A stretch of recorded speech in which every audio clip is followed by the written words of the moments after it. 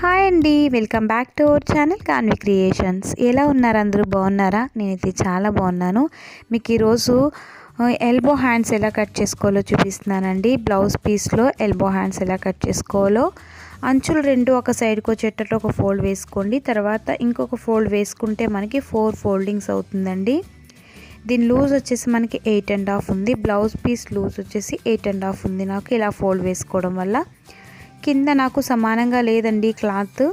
So అందుకని నేను స్ట్రైట్గా ఒక లైన్ డ్రా చేసుకుని నేను కట్ చేసేసుకుంటున్నాను. నేను చాలా ఈజీ అండి మీకు కట్ చేసుకోవడం అన్నది. నాకు హ్యాండ్ పొడుగు వచ్చేసి అంటే ఎల్బో వరకు ఎంత ఉందంటే 10 ఉందండి, 10 ఇంచెస్ ఉంది. సో నేను పైన కింద ఖర్చు కావాలి కాబట్టి 11 ఇంచెస్కి మార్క్ చేసుకుంటున్నాను. చూస్తున్నారు కదా, ఇప్పుడు 11 ఇంచెస్కి కింద నుంచి పైకి 11 ఇంచెస్కి మార్క్ చేసుకున్నాను. నేను ఎగ్జాక్ట్గా 11 ఇంచెస్ 1 ఇంచ్ అనేది ఎక్స్ట్రా ఖర్చు పెట్టుకున్నానండి. సేమ్ అందులో ఆపోజిట్ కూడా మనం అలాగే 11 ఇంచెస్కి మార్క్ చేసుకోవాలి. ఇప్పుడు అటు సైడ్ నుంచి ఇటు సైడ్కి స్ట్రైట్గా ఒక లైన్ డ్రా చేయండి. ఇలా డ్రా చేయడం వల్ల ఏంటంటే మీకు కట్ చేసేటప్పుడు ఈజీ అవుతుందండి. ఇప్పుడు నాకు ఆపోజిట్లో ఓపెన్ సైడ్ ఉందండి, అటు సైడ్ తీసుకోవాలి మనం 3 ఇంచెస్కి. చూస్తున్నారు కదా, ఇలా 3 ఇంచెస్కి ఎటు సైడ్ అయితే ఓపెన్ ఉందో అటు సైడ్ మనం పైనుంచి 3 ఇంచెస్కి మార్క్ చేసుకోవాలి. ఇప్పుడు ఇక్కడి నుంచి ఇక్కడికి మనం మార్కింగ్ ఈ విధంగా చేసుకోవాలండి హ్యాండ్స్కి. చూస్తున్నారు కదా, కొంచెం క్రాస్గా తీసుకుంటున్నాను నేను.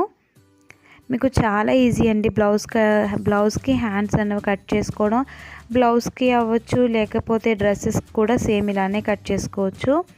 నా హ్యాండ్ లూజ్ వచ్చేసి 5.5 ఉందండి. 5.5 ప్లస్ 1.5 ఎక్స్ట్రా ఖర్చు పెట్టుకున్నాను నేను. చూస్తున్నారు కదా, 5.5కి 1.5 ఖర్చు పెట్టుకుంటే నాకు 7 ఇంచెస్కి కింద మార్క్ చేసుకున్నాను. ఇప్పుడు దీన్ని ఇలా క్రాస్గా డ్రా చేసుకుంటున్నానండి. చూస్తున్నారు కదా, ఈ విధంగా. ఇది ఎక్స్ట్రా పెట్టుకున్న ఖర్చు. ఇప్పుడు మనం ఒక సైడ్ లోతు తీయాలి కాబట్టి ఇక్కడ ఒక 1/2 ఇంచ్కి మార్క్ చేసుకోండి.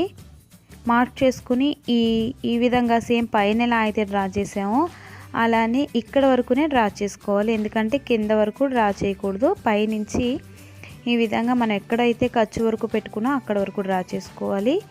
ఇప్పుడు కట్ చేస్తున్నానండి. కట్ చేసేటప్పుడు మీరు చాలా జాగ్రత్తగా కట్ చేయాలి, ఎందుకంటే ఇక్కడ కట్ చేసుకోకూడదు, అది ఖర్చు కోసం ఉంచుకున్న క్లాత్ కాబట్టి. సో సైడ్ నుంచి కట్ చేసుకుంటూ రావాలి.